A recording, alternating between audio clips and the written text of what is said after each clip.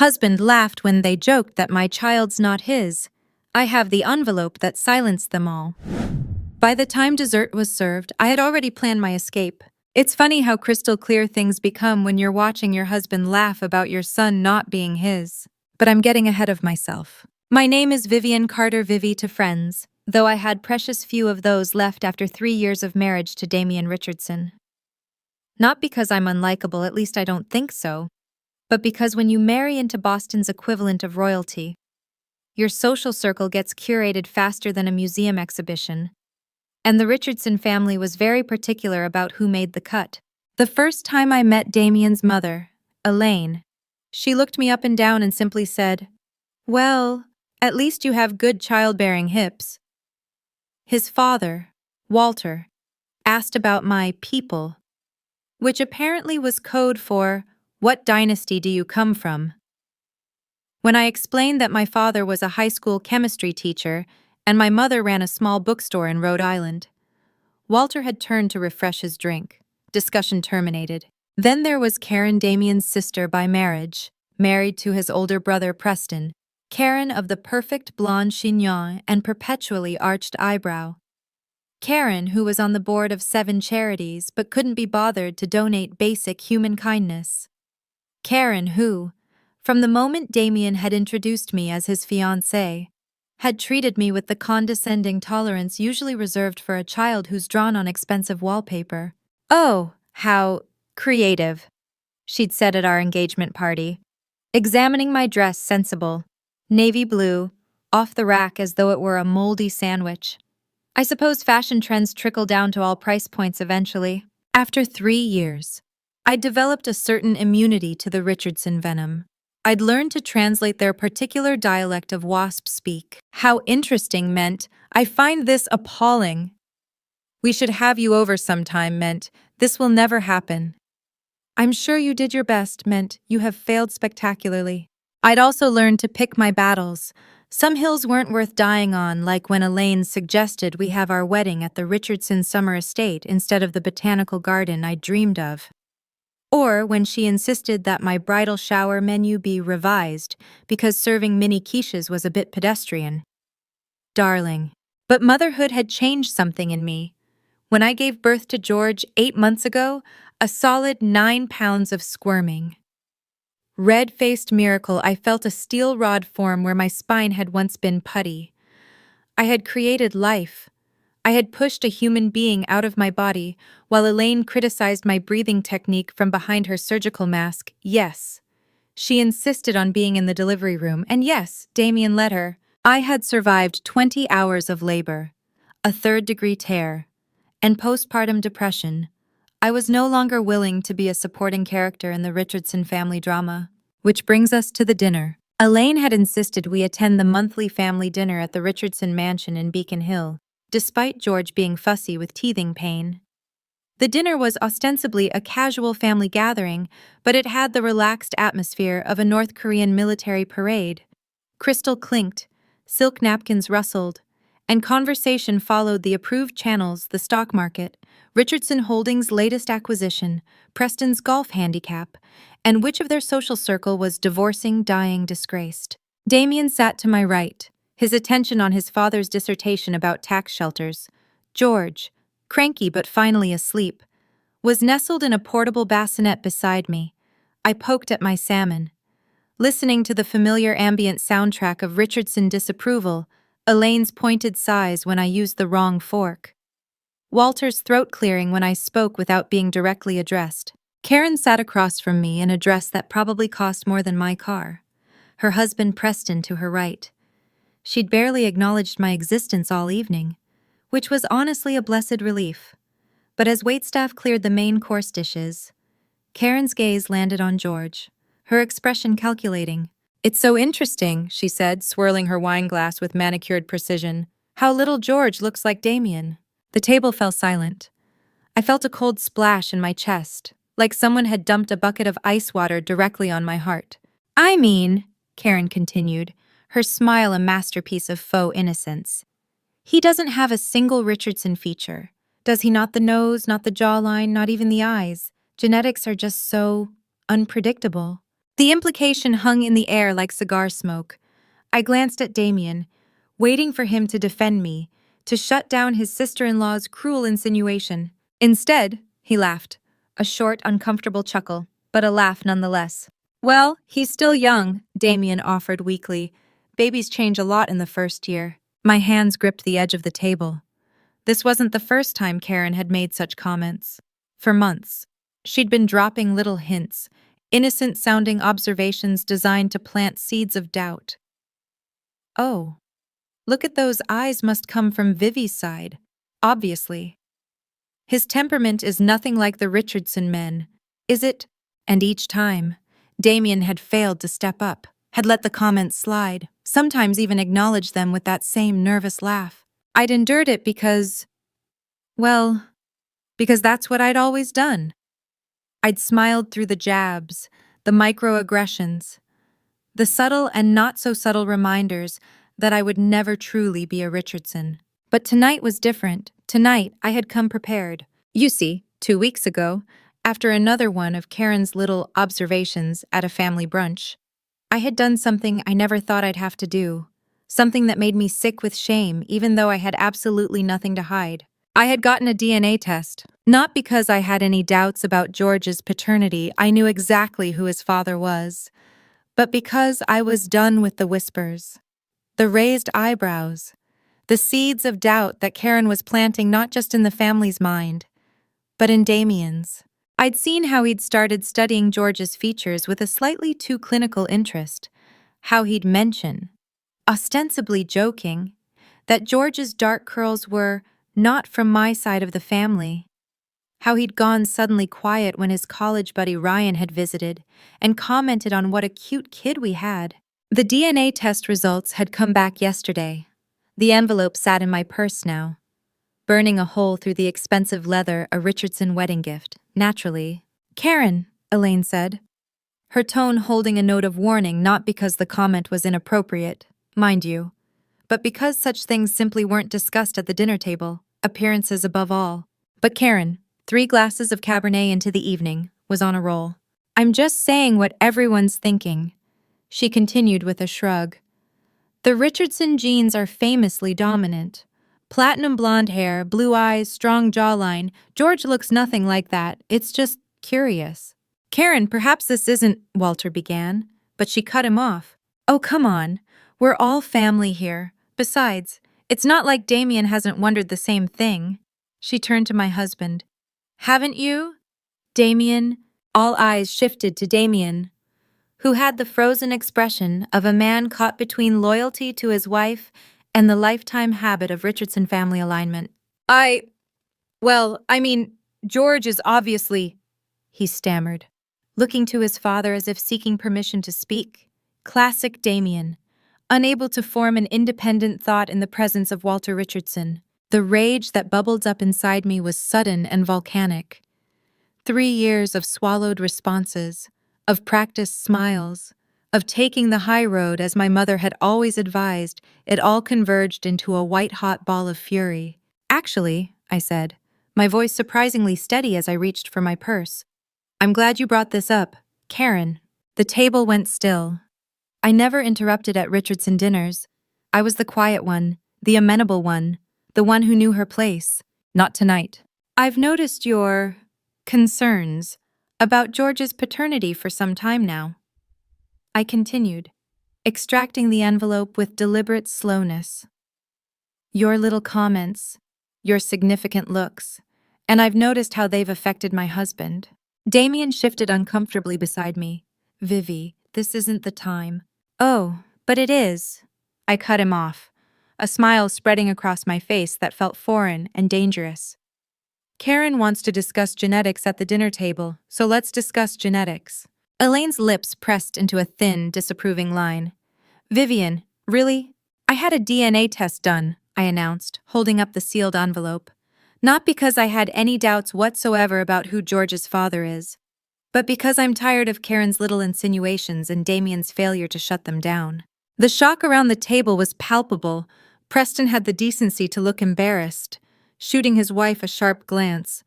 Walter's eyebrows had climbed halfway up his forehead. Elaine looked like she'd swallowed a lemon whole. Karen recovered first, a brittle laugh escaping her glossed lips. A DNA test, my goodness, how dramatic. I was just making an observation. No, Karen, you were making an accusation. I corrected, my voice gaining strength with each word. You were suggesting I cheated on my husband. You were implying that my son, my beautiful, innocent son who is sleeping right beside me, is illegitimate. Karen's smile faltered. I never said. You didn't have to say it. That's your special talent. Isn't it saying awful things in a way that gives you plausible deniability? Damien placed his hand on my arm. Vivi, maybe we should discuss this privately. I turned to him, eyes blazing. Why are you uncomfortable? Because I've been uncomfortable for months, watching you laugh along when your family insults me, questions my fidelity, and casts doubt on our son's paternity. His face flushed. That's not fair! What's not fair? I said, keeping my voice low enough not to wake George. Is that you're more worried about making a scene than you are about defending your wife and child. The dinner table had become a stage, and I suddenly realized I had the spotlight. All those poised, perfect Richardsons were waiting to see what the quiet Rhode Island girl would do next. So I did what any self-respecting mother at the end of her rope would do. I ripped open the envelope. The results are exactly what I knew they would be, I said, scanning the paper inside. George is 99.9999% likely to be Damien's biological son, which is fortunate for you. Damien, since Massachusetts law would have held you financially responsible either way once you signed the birth certificate. I handed him the paper. His hands trembled slightly as he took it. But here's what's really interesting, I continued, warming to my subject. While George might not have inherited the famous Richardson blonde hair or blue eyes, he did inherit something much more valuable: the genetic markers for intelligence and integrity, which I can only assume come from my side of the family, since those traits appear to be recessive in yours. Karen gasped. Elaine made a strangled noise. Walter's glass froze halfway to his lips. Vivian, Damien hissed, eyes darting between me and his father. What I thought we were having an open, honest discussion about genetics, I said sweetly. Isn't that what Karen wanted, or is honesty only acceptable when it's at my expense? For the first time since I'd known her. Karen seemed at a loss for words. Her perfect porcelain face had flushed an unflattering shade of pink. Elaine recovered her composure first. I think perhaps we should move on to dessert, she said with brittle cheerfulness. Maria has prepared a lovely crème brûlée. Actually, I said, standing and moving to the bassinet, George and I won't be staying for dessert. Don't be ridiculous, Elaine snapped, her facade cracking. Sit down. No, I don't think I will. I carefully lifted George, who stirred but didn't wake. Damien, you're welcome to stay and enjoy your mother's crème brûlée. George and I are going home. Damien looked panicked, caught between two unthinkable options: defying his family or letting his wife leave alone. Vivi, he pleaded, let's all calm down. Karen was just making conversation. And there it was, the final confirmation of what I'd always known, but had been too afraid to fully acknowledge when pushed to choose. Damien would never choose me. Wrong answer, I said quietly, gathering George's diaper bag. But thanks for making this decision very easy. As I headed for the door, Elaine called after me. Vivian, this behavior is completely unacceptable. In this family, we do not simply walk out of dinner. I turned back, George secure in my arms. That's where you're wrong, Elaine. I'm not a Richardson. I never have been in your eyes. And after tonight, I'm not sure I want to be. I looked directly at Karen. I won't be bringing George to any more family dinners until there's a sincere apology and a change in how I'm treated. The room fell silent again. In 3 years, no one had ever set boundaries with the Richardsons. And Damien, I added, when you decide whether you're my husband or just their son, you know where to find us. With that, I walked out, head high, heartbeat thundering in my ears. I made it all the way to my car before my hands started shaking so badly I had to sit for a moment before securing George in his car seat. I had just defied the Richardsons, in their own home, at their sacred family dinner, and surprisingly, it felt absolutely amazing. Damien didn't come home that night, or the next. When he finally appeared on our doorstep at 11 p.m. on the third night, he looked terrible, unshaven, rumpled, with the haunted eyes of a man who'd been to war. "Can I come in?" he asked hesitantly, as though unsure whether he still lived in our downtown condo.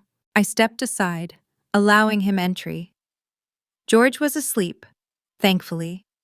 I'd spent the last 3 days alternating between fierce pride in my dinner table stand and gut-wrenching terror that I'd just blown up my marriage. Damien sat heavily on our sofa, running his hands through his hair. "I've been at Preston's guest house," he said, answering the question I hadn't asked. I figured. I remained standing, arms crossed.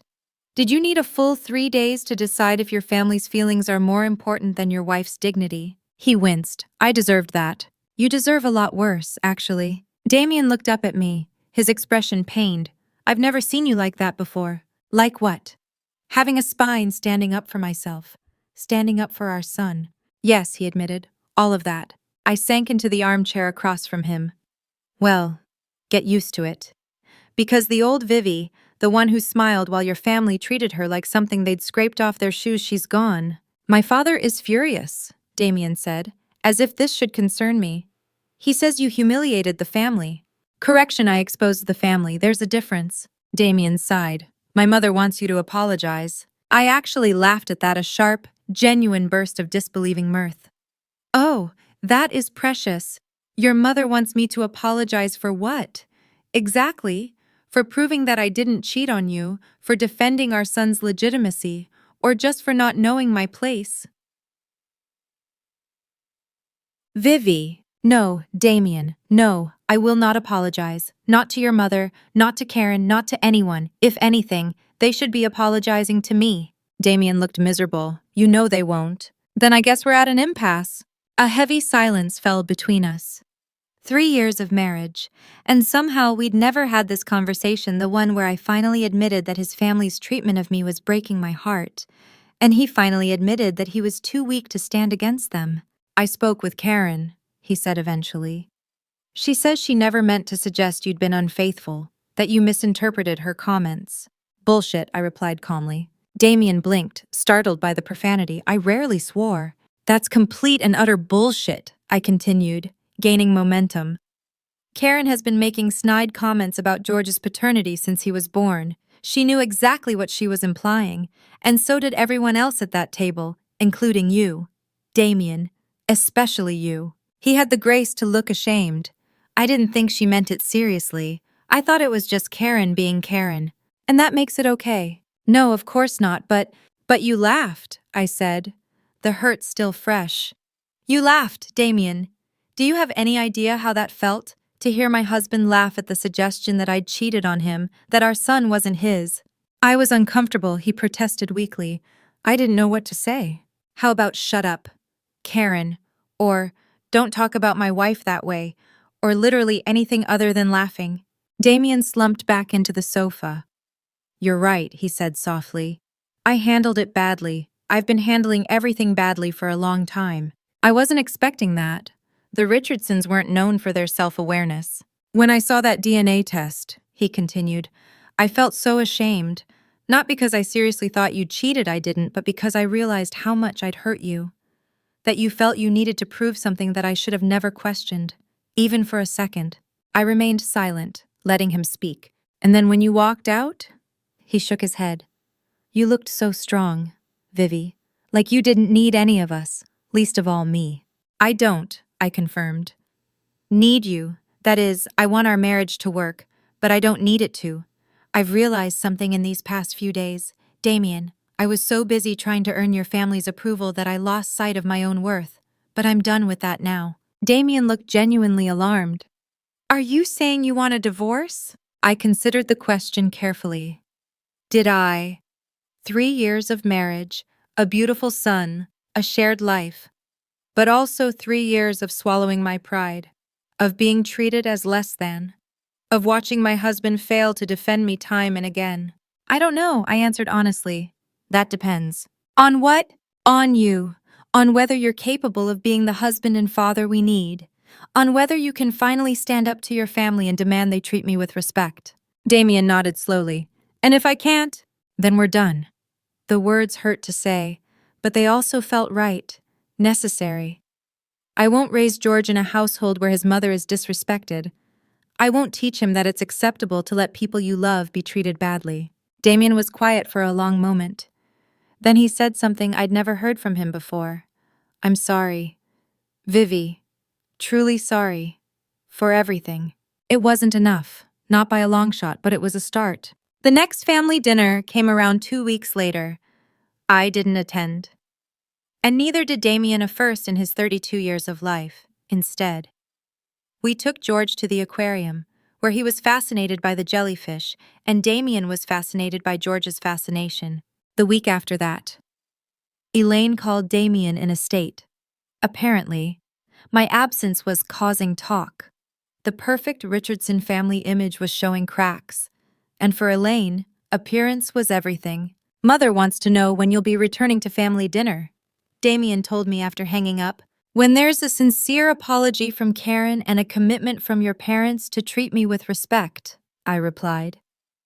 Not looking up from the baby food I was preparing, Damien relayed the message the next day.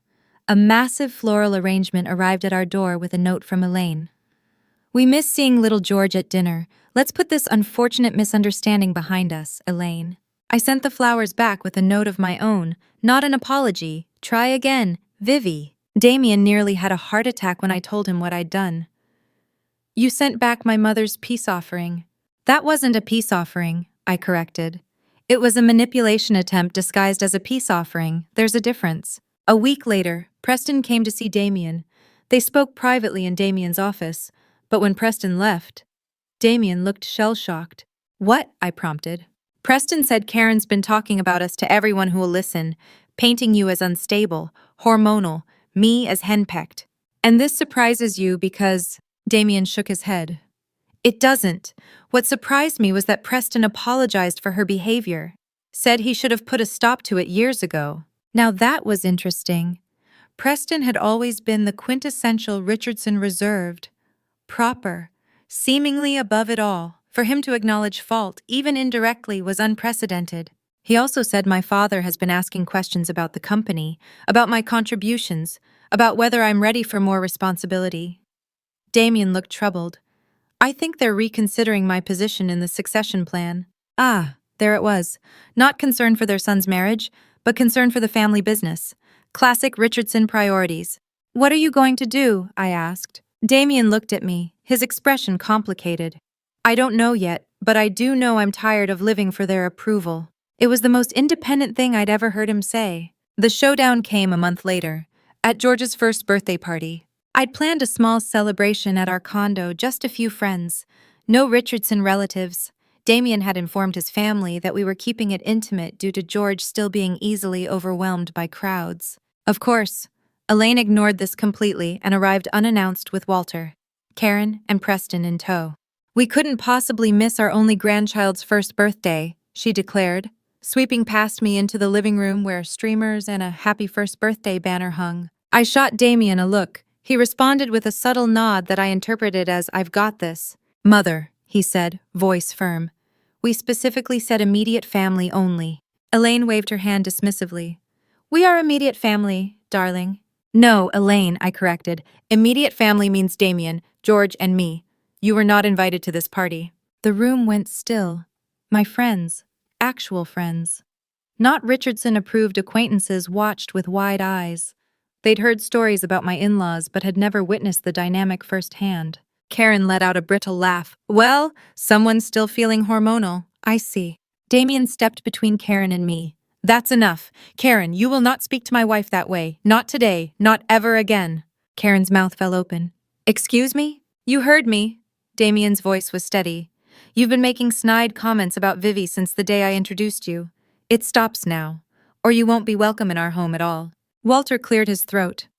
Damien, this is hardly the time or place. Actually, Dad, it's the perfect time and place. This is my son's birthday party, in my home, and my wife and I decide who attends. Elaine's face had gone pale with shock. Damien Richardson, I don't know what's gotten into you, but this behavior is completely unacceptable. No, Mother. What's unacceptable is how you've all treated Vivi. What's unacceptable is that it took me 3 years and a DNA test to realize it. What's unacceptable is that my wife felt so unwelcome in this family that she had to scientifically prove our son's paternity just to be treated with basic respect. My heart soared. This was the man I'd married, not the Richardson puppet I'd been living with. Karen turned to Preston, clearly expecting him to defend her. Instead, he said, "He's right, Karen. You owe Vivian an apology." The look on Karen's face was priceless, as if she'd just bitten into a lemon filled with wasabi. I was only joking, she stammered. Vivian is so sensitive. An apology doesn't include making excuses or blaming the other person, I pointed out helpfully. Perhaps try again. Karen's nostrils flared. Fine, I apologize if you were offended by my comments. That's not an apology either, I said pleasantly. That's you saying I'm oversensitive while phrasing it as an apology. One more try. By now, even my friends were barely suppressing smiles. Karen looked like she might spontaneously combust. I apologize for my inappropriate comments, she finally ground out, each word clearly causing her physical pain. And I prompted, and it won't happen again, she added reluctantly. Thank you, Karen. Apology accepted. I smiled brightly. Now, would you all like to stay for cake? Or would you prefer to honor our original wish for a small celebration? The silence that followed was delicious. The great Richardsons. Being politely but firmly shown the door by the bookstore owner's daughter from Rhode Island, Elaine recovered first. Perhaps we should respect your wishes, she said stiffly. We can celebrate with George another time. Wonderful, I agreed. Just call ahead first. As Damien showed them out, I caught Walter giving me an appraising look, not warm. Exactly. But something close to respectful, from Walter Richardson. That was practically a standing ovation. When Damien returned, he looked simultaneously exhausted and exhilarated. Did that just happen? He asked, a small smile playing at his lips. It absolutely did, I confirmed, handing him a glass of champagne. And I've never been prouder of you. He clinked his glass against mine. I've never been prouder of us. Later, as we watched George smash his tiny fists into his birthday cake with joyful abandon, Damien leaned close and whispered, He might not have the Richardson blonde hair, but he definitely has your spirit. Poor kid won't know what hit him. I laughed, watching my son's face light up with discovery. No, he's going to be just fine. Because unlike some people I could mention, he's going to grow up knowing exactly who he is and exactly what he's worth. Damien squeezed my hand, and so will his mother. 6 months later, we moved to Providence. Damien had resigned from Richardson Holdings and started his own investment firm, smaller, more focused on ethical investments, and completely independent of his father's empire. The Richardsons were scandalized. Of course, the prodigal son walking away from his birthright, unthinkable. But something interesting happened in the aftermath. Walter started calling Damien regularly, asking for his opinion on business matters. Elaine began sending thoughtful gifts for George instead of passive-aggressive reminders of Richardson traditions. Even Karen had dialed back her venom, though I suspected that had more to do with Preston's newfound backbone than any genuine change of heart. As for me, I started a small but successful children's clothing line, inspired by the outfits I designed for George when I couldn't find anything that wasn't aggressively gendered or covered in licensed characters. We still attended Richardson family events occasionally on our terms. I no longer sat quietly while others spoke over me. I no longer smiled through thinly veiled insults. And most importantly, I no longer measured my worth by Richardson standards. The DNA test that had been meant to humiliate me had instead become my liberation. Not because it proved George's paternity, I had never doubted that, but because it forced me to stand up for myself in a way I never had before. Sometimes, the most devastating revenge isn't about hurting those who hurt you. It's about becoming so completely, authentically yourself that their power over you simply evaporates. And watching Karen squirm whenever I mention DNA testing at family gatherings, that's just the icing on the birthday cake.